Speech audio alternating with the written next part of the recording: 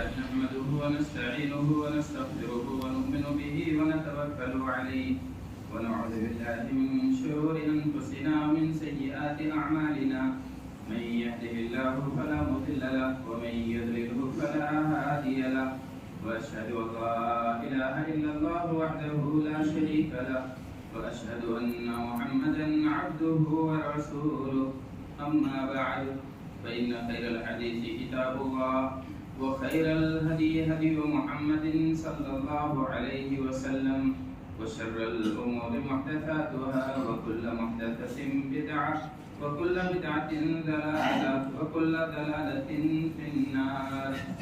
أعوذ بالله السميع العليم من الشيطان الرجيم. بسم الله الرحمن الرحيم. قاف القرآن المجيد بل عجبوا أن جاءهم منذر منهم فقال الكافرون هذا شيء عجيب أإذا متنا وكنا ترابا ذلك رجع بعيد قد علمنا ما تنقص الأرض منهم وعندنا كتاب حفيظ بل كذبوا بالحق لما جاءهم فهم في أمر مريج أفلم ينظروا إلى السماء فوقهم كيف بنيناها وزيناها وما لها من فروج والأرض مددناها وألقينا فيها رواسي وأنبتنا فيها من كل زوج بهيج تبصرة وذكرى لكل عبد منيب ونزلنا من السماء ماء مباركا فأنبتنا به جنات وحب الحسيد والنخل باسقات لها طلع نزيد رزقا للعباد وأحيينا به بلدة ميتا كذلك الخروج كذبت قبلهم قوم نوح وأصحاب الرس وثمود وعاد وفرعون وإخوان لوط وأصحاب الأيكة وقوم تبع كل كذب الرسل فحق وعيد أفاعينا بالخلق الأول بل هم في لبس من خلق جديد.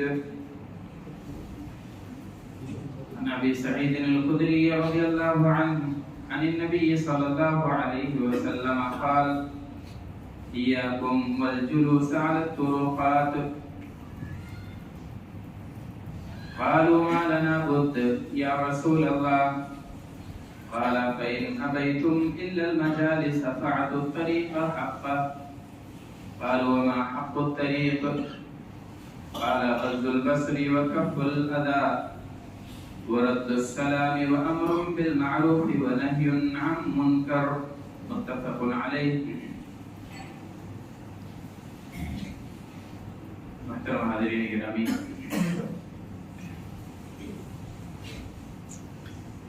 اللہ تبارک تعالیٰ کی بڑائی اور بزرگی کے بعد درود و سلام ہو نبی محمد رسول اللہ صلی اللہ علیہ وسلم کی ذات اقدس پر، کہ جن کے ذریعے سے اللہ تبارک تعالیٰ کا دین ہم تک پہنچا ہے.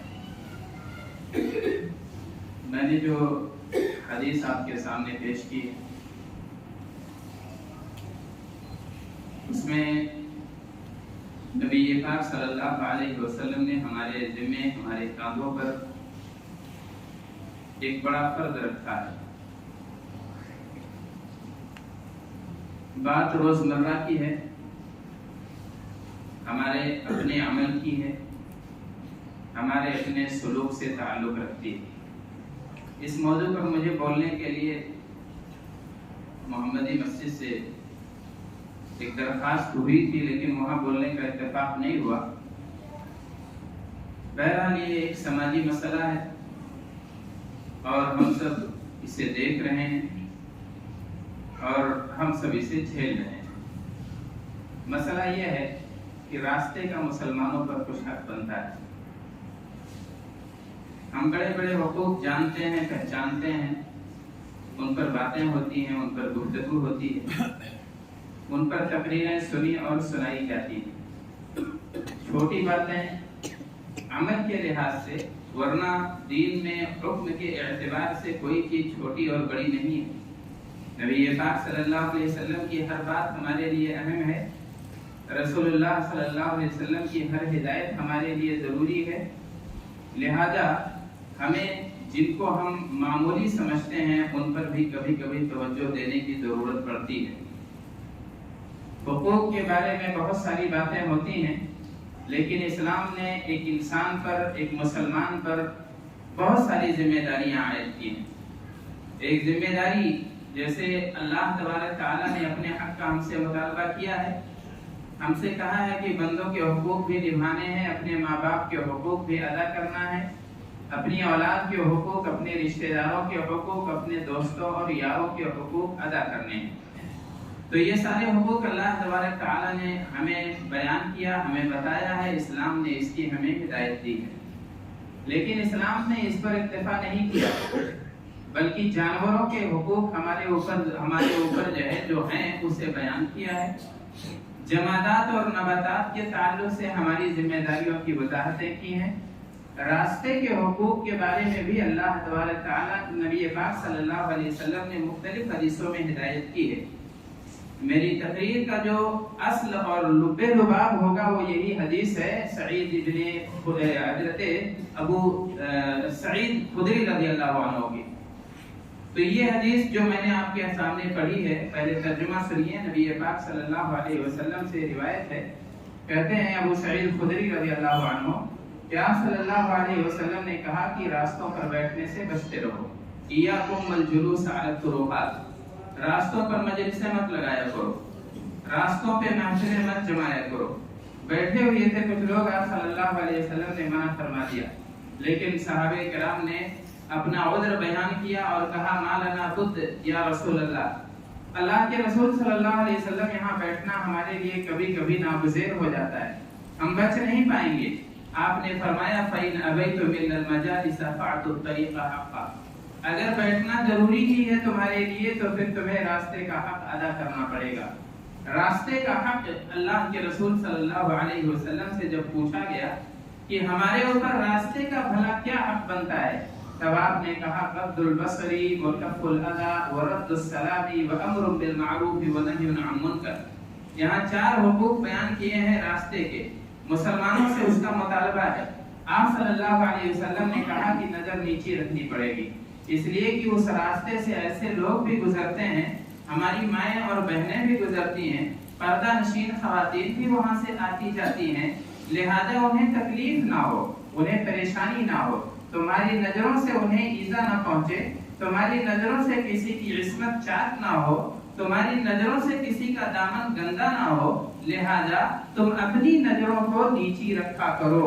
آپ صلی اللہ علیہ وسلم کی اس ہدایت سے پہلے اللہ تبارک تعالیٰ نے آپ کو حکم دیا اور کہا قل للمؤمنین یغضوا من ابصارہم ویحفظوا فروجہم ذلک ازکی لہم۔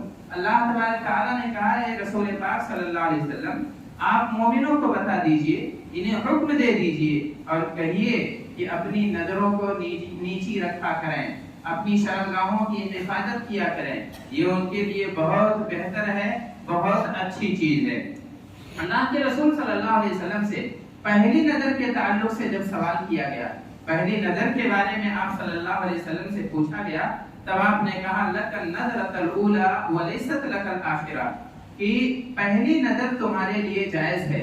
بسا اوقات ہمارا ارادہ نہیں ہوتا ہے، ہماری نیت نہیں ہوتی ہے، لیکن اچانک کوئی ایسی ذات ہمارے سامنے آ جاتی ہے جس کا دیکھنا ہمارے لیے جائز نہیں ہے۔ کوئی خاتون آ جاتی ہے، کوئی لڑکی آ جاتی ہے اور پہلی نظر ہماری اس کے اوپر پڑ جاتی ہے۔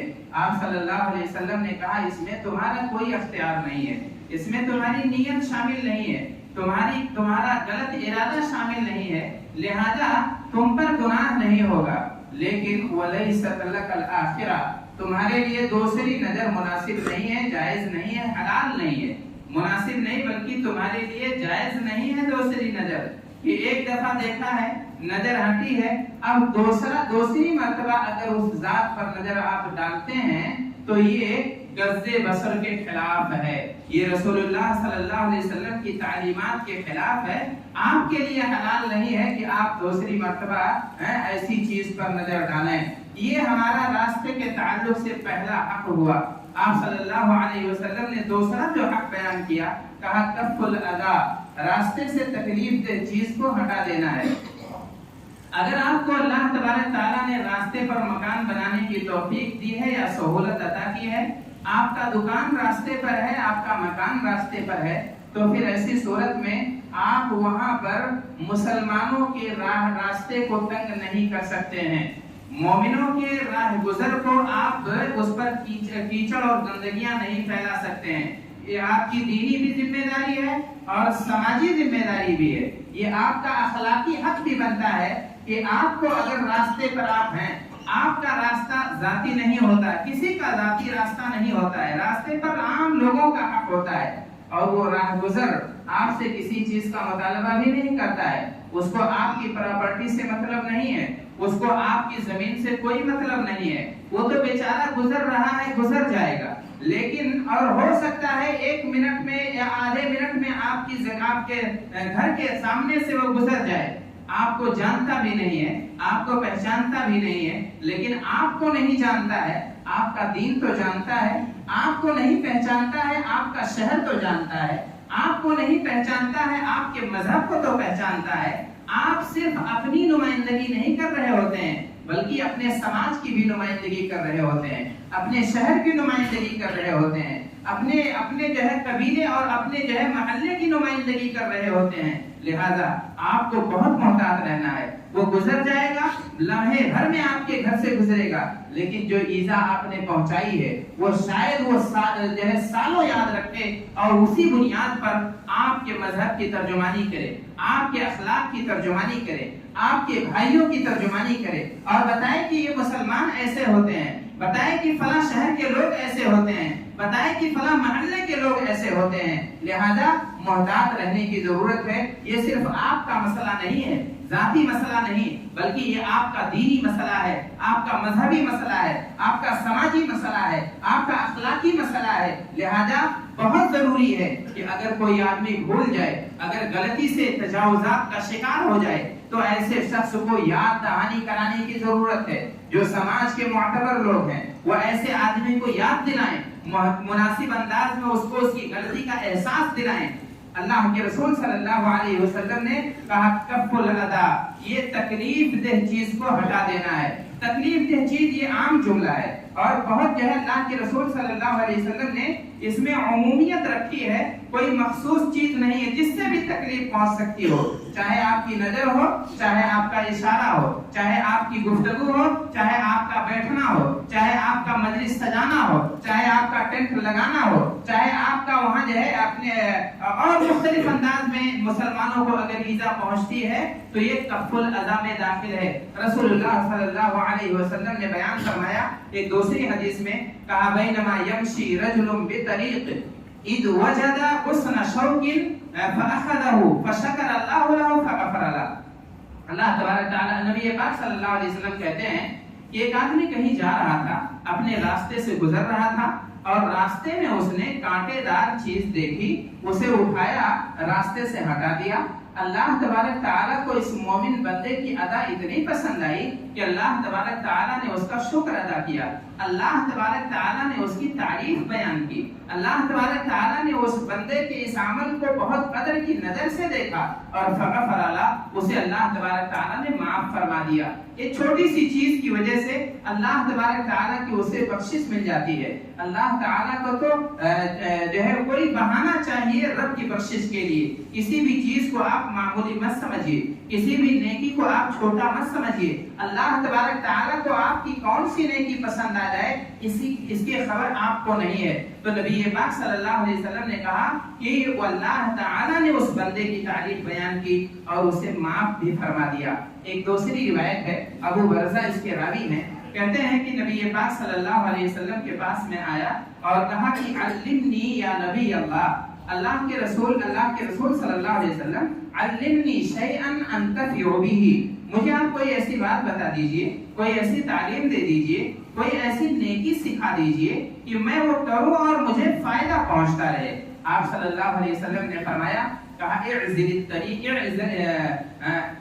الاذى عن طریق المسلمین، کہ تکلیف دہ چیز کو مسلمان کے راستے سے ہٹا دیا کرو، یہ تمہارے کام کی چیز ہے، یہ تمہارے لیے ایسی نیکی ہے جس سے تمہیں برابر فائدہ پہنچتا رہے گا۔ اللہ کے رسول صلی اللہ علیہ وسلم کی اس نیکی کا ہمیں کبھی احساس ہوا؟ ہم نے کبھی سوچا کہ یہ بھی نیکی ہے؟ ہم نے کبھی راستے سے گزرتے ہوئے کبھی روڑا راستے سے ہٹایا ہے؟ کبھی کوئی کانٹے دار چیز ہم نے اٹھا کے پھینکی ہے؟ ہم تو راستے میں کانٹے دار چیزیں پھینک دیا کرتے ہیں، ہم راستے میں کیل اور کانٹی پھینک دیا کرتے ہیں، ہمیں کوئی پرواہ نہیں ہوتی ہے۔ ہم سوچتے ہیں کہ ہم محفوظ رہیں، باقی ہمارے مسلمان بھائی چاہے محفوظ ہوں یا گالیاں دیں، لعنتیں بھیجیں، کچھ بھی کریں، اس سے کوئی فرق نہیں پڑنے والا ہے۔ لعنت پہ ایک حدیث یاد آتی ہے، اللہ کے رسول صلی اللہ علیہ وسلم فرماتے ہیں اتقوا اللعانین، کہ دو ملعون قسم کے لوگوں سے تم لوگ بچتے رہو۔ صحابہ کرام نے کہا ومن لعنانی یا رسول اللہ، اللہ کے رسول صلی اللہ علیہ وسلم یہ بتا دیجئے کہ ملعون لوگ کون سے ہیں؟ یہ دو ملعون قسم کے لوگ کون ہیں؟ لعان کہتے ہیں عربی میں جس پر خوب زیادہ لعنت کی جا رہی ہو، تو کبھی کبھی یہ مبالغے کا صیغہ ہے اور فاعل مفعول کے معنی میں بھی ہوتا ہے۔ تو یہاں اللہ کے رسول صلی اللہ علیہ وسلم نے کہا جس پر خوب لعنتیں برسائی جا رہی ہوں، جو ملعون شخص ہو، لوگوں کی نظروں میں لوگ اس پر لعنتیں بھیج رہے ہوں، ایسے آدمی سے تم لوگ بچو۔ صحابہ کرام نے اس کی وضاحت چاہی، تب آپ صلی اللہ علیہ وسلم نے فرمایا الذی یتخلی فی طریق الناس او فی ظلہم، ایسا ملعون آدمی جو مسلمانوں کے راستے پر پائخانہ پیشاب کرتا ہے، مسلمانوں کے راستے پر گندگیاں پھیلاتا ہے، اور یا ان کے سائے دار جگہ پہ جو ہے قضائے حاجت کرتا ہے۔ سائے دار جگہ کا مطلب یہ ہوا کہ عام درخت کے نیچے آپ قضائے حاجت ضرورت کے تحت کر سکتے ہیں، ایسا نہیں ہے کہ ہر سائے کے نیچے اپنی ضرورت پوری کرنا ممنوع ہے، آپ ایسی تو، لیکن وہ سایہ جہاں مسافر آ کے ٹھہر جاتا ہے، وہ پارکنگ جہاں لوگ آ کے ٹھہرتے ہیں، وہ باغیچہ یا وہ باغ جہاں لوگوں کی آمد و رفت ہوتی ہے، تو ایسی جگہوں پر آپ گندگی پھیلا نہیں سکتے ہیں۔ جہاں سے مسلمان گزر رہے ہوتے ہیں، جہاں سے مسلمانوں کی آمد و رفت ہوتی ہے، وہاں آپ ایذا نہیں پہنچا سکتے، وہاں گندگی نہیں پھیلا سکتے، وہاں آپ کے لیے تھوکنا ناجائز ہے، وہاں آپ کے لیے پانی بہانا ناجائز ہے،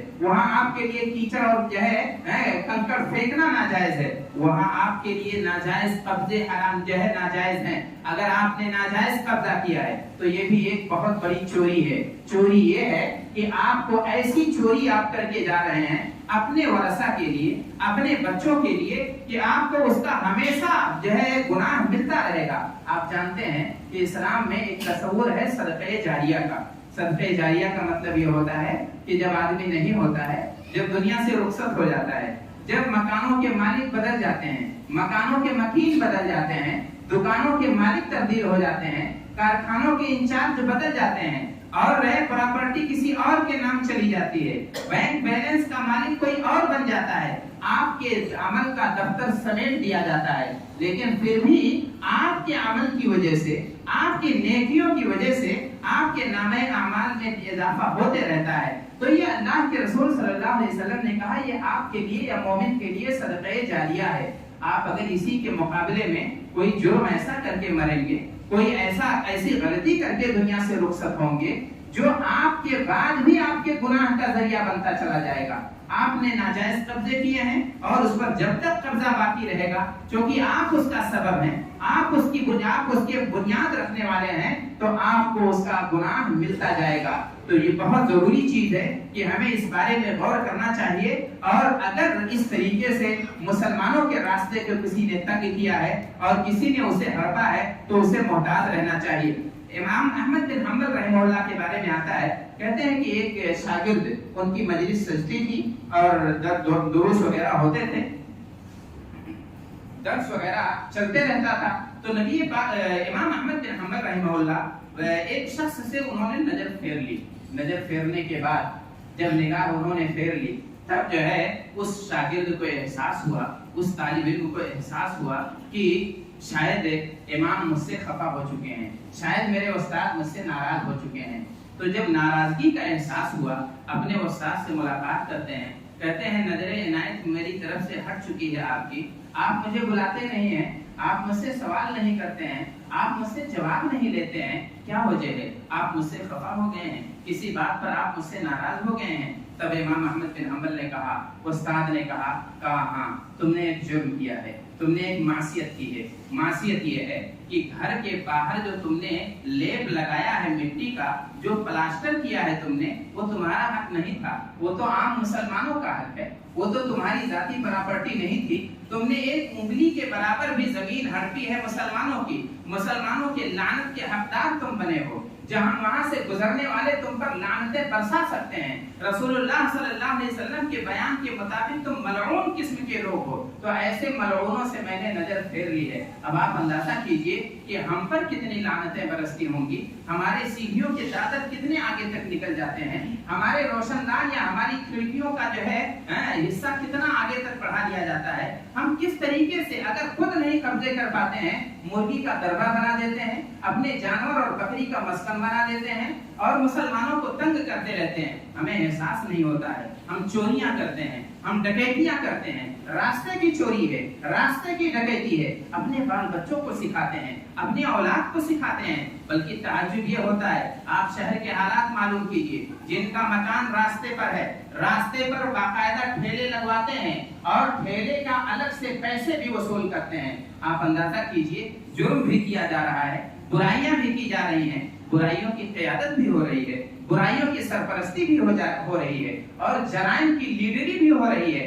آپ یہی پیسہ 60 روپے 70 روپے 100 روپے لیتے لیتے دل ایسا مردہ ہو جاتا ہے، غریبوں کا خون چوستے چوستے ایسا احساس مر جاتا ہے کہ ہمیں خیال بھی نہیں رہتا ہے. ہم وہی پیسہ اپنے بچوں کو کھلاتے ہیں. یہ تو مہر البغی کے ضمن میں آتا ہے. نبی پاک صلی اللہ علیہ وسلم نے اس اجرت کو جو فاحشہ عورت اپنے عمل پر لیتی ہے تو اسے رسول اللہ صلی اللہ علیہ وسلم نے حرام قرار دیا ہے. یہ بھی اسی کے ضمن میں آتا ہے کہ آپ ایک ناجائز چیز کے سرپرست بنے ہوئے ہیں، ایک بری چیز کے سرپرست بنے ہوئے ہیں اور وہاں سے پیسے اینٹتے ہیں. وہ پیسہ آپ اپنے بال بچوں پر خرچ کرتے ہیں. حالانکہ آپ کے لیے راستے تو بہت سارے تھے. آپ محنتیں کرتے، حلال ذریعے سے آپ کمانے کی کوشش کرتے تو اللہ تبارک تعالیٰ آپ کو فائدہ پہنچاتا، لیکن ہمیں اس کا احساس نہیں رہا. نبی پاک صلی اللہ علیہ وسلم نے آگے اور بھی حقوق بیان فرمائے ہیں. نبی پاک صلی اللہ علیہ وسلم کہتے ہیں رد السلام.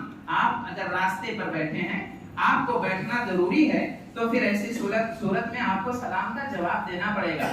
ہم سلام کا جواب نہیں دیتے ہیں. راستے سے اگر گزرتا ہے تو ہم سلام کا جواب دینے کی زحمت نہیں اٹھاتے ہیں، یا اگر دیتے بھی ہیں تو ہم منصب دیکھتے ہیں. ہم دیکھتے ہیں کہ ہم سے بڑا آدمی اگر گزر رہا ہے تب تو چہل کے سلام کریں گے، تب تو آگے بڑھ کے مصافحہ کریں گے. لیکن اگر کوئی غریب جا رہا ہے، کوئی مزدور جا رہا ہے، کوئی بچہ جا رہا ہے تو ہم اس سے سلام کرتے ہوئے عار محسوس کرتے ہیں. رسول اللہ صلی اللہ علیہ وسلم ایک دفعہ جا رہے ہیں، ننھے سے بچے ایک جگہ کھیل رہے ہیں. آپ صلی اللہ علیہ وسلم وہاں رکتے ہیں اور بچوں کو سلام کرتے ہیں. اس سے ہمیں معلوم یہ ہوا کہ ہر کسی سے سلام کرنا ہے اور سلام کی ہدایتیں الگ ہیں. وہ میرے موضوع سے تعلق نہیں رکھتی ہیں، اس لیے اس کو میں چھوڑ رہا ہوں. نبی پاک صلی اللہ علیہ وسلم نے کہا کہ یا ایھا الناس افشوا السلام واطعموا الطعام وصلوا الارحام وصلوا باللیل والناس نیام تدخلوا الجنۃ بسلام. آپ صلی اللہ علیہ وسلم نے کہا لوگوں سلام عام کیا کرو، اس لیے کہ ہمارا دین سلامتی والا ہے، ہمارا دین امن والا ہے،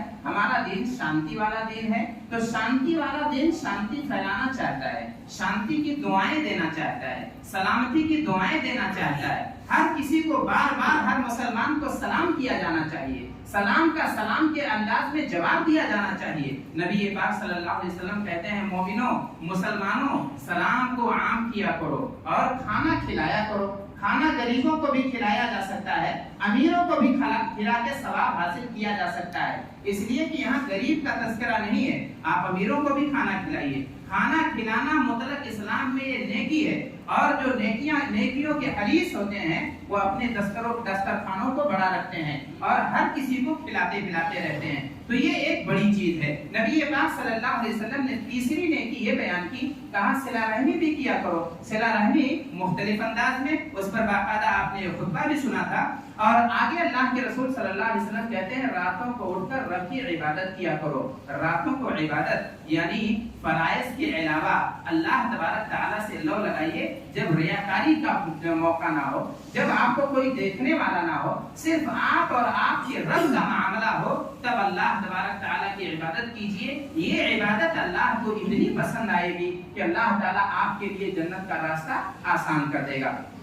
نبی پاک صلی اللہ علیہ وسلم نے ابو طلحہ کی ایک روایت میں فرمایا تو اور مزید حقوق کا اس میں اضافہ ہے اس حدیث میں، رد السلام و حسن الکلام، اچھی باتیں کرنی ہیں۔ ہم بازار میں بازاری بات کرتے ہیں، ہم نے بازاری گفتگو کو اتنا گندا بنا دیا ہے کہ باقاعدہ اردو میں محاورہ استعمال ہوتا ہے، بازاری لب و لہجہ، بازاری گفتگو۔ بازاری گفتگو آخر کیوں ہمارا اخلاق بازار میں خراب ہو جاتا ہے؟ کیوں مارکیٹ میں ہمارا کردار خراب ہو جاتا ہے؟ کیوں ہم اچھی زبان نہیں بول پاتے ہیں؟ کیوں ہم سلیقے سے گفتگو نہیں کر پاتے ہیں؟ ہمیں ہر وقت سلیقے سے گفتگو کرنی چاہیے تاکہ ہمارے والدین یا ہمارے سرپرست اس خوف میں مبتلا نہ رہیں کہ اگر میرا بچہ بازار میں جائے گا، اگر میرا بچہ مارکیٹ میں جائے گا، اگر میرا بچہ سڑک اور راستے سے گزرے گا تو اس کی زبان خراب ہو جائے گی، اس کا یہ سے گالیاں سیکھ لے گا۔ تو ایسی صورت میں آپ جانتے ہیں کہ اصلاح کہاں ہو پائے گی؟ ادھر تعمیر ہو رہی ہے، ادھر تخریب ہو رہی ہے، ادھر بنایا جا رہا ہے، ادھر بگاڑا جا رہا ہے۔ تو سماج کا ہر حصہ بہتر ہونا چاہیے، تبھی نبی پاک صلی اللہ علیہ وسلم نے ہمیں حکم دیا، کہا بہترین گفتگو کرنی ہے، اچھے لب و لہجے میں بات کرنی ہے۔ آپ سڑک پہ ہیں، راستے پر ہیں، غلط پارکنگ ہے، آپ صحیح سے سمجھائیے، لڑنے جھگڑنے کے بجائے آپ صحیح مناسب انداز میں گفتگو کیجیے اور آدمی کو اس کے گناہ کا احساس دلائیے۔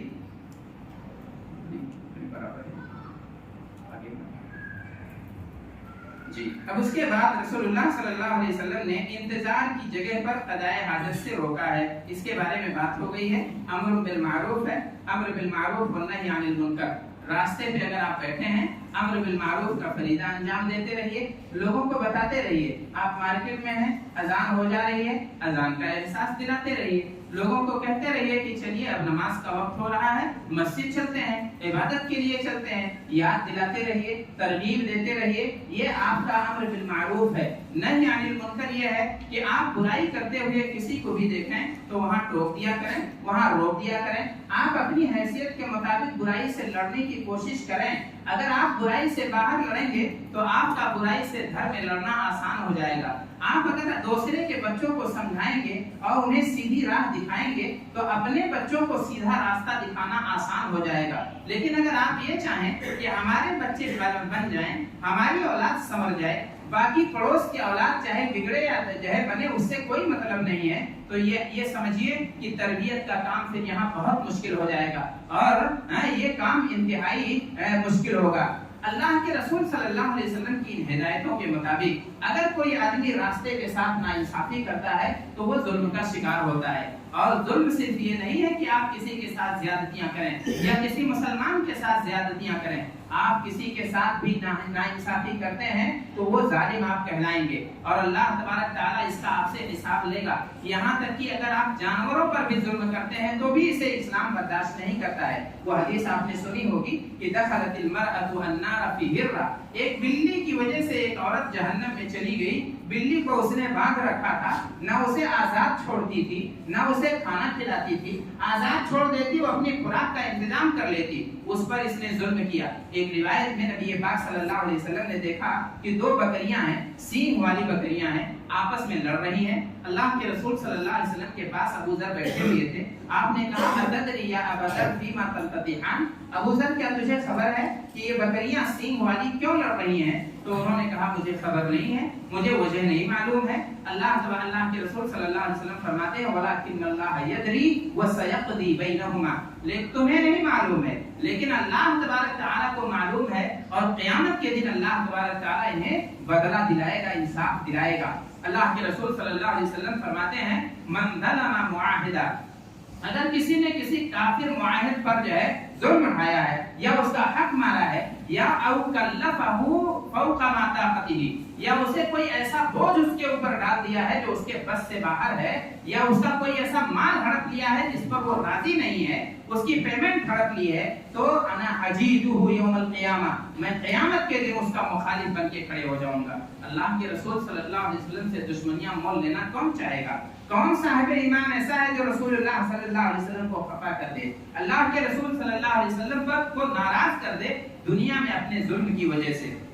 تو یہ راستے کا ظلم ہے کہ آپ راستے کو تنگ کریں، راستے پر ناجائز قبضے کریں، راستے پر جو ہے گندگیاں اور غلازتیں پھیلائیں. نبی پاک صلی اللہ علیہ وسلم کی ہدایتوں کے مطابق آپ کو محتاط رہنا ہے، راستے کا حق ادا کرنا ہے، ورنہ آپ کی عبادتیں آپ کے کام نہیں آئیں گی. آپ کے روزہ و نماز بھی اکالت جا سکتے ہیں. ان چھوٹی چیزوں کی بھی پرواہ کرنی ہے، ورنہ مفلسی قیامت کے دن دیکھنی ہوگی. اور وہ حدیث کی روشنی میں آپ مفلس کون ہے؟ جو دیندار ہوگا، پرہیزگار ہوگا، عبادت گزار ہوگا، لیکن نیکیوں کی حفاظت نہیں کیا ہوگا، وہ مفلس و فلاس ہو جائے گا. بارک اللہ لنا ولکم فی القرآن العظیم ونفعني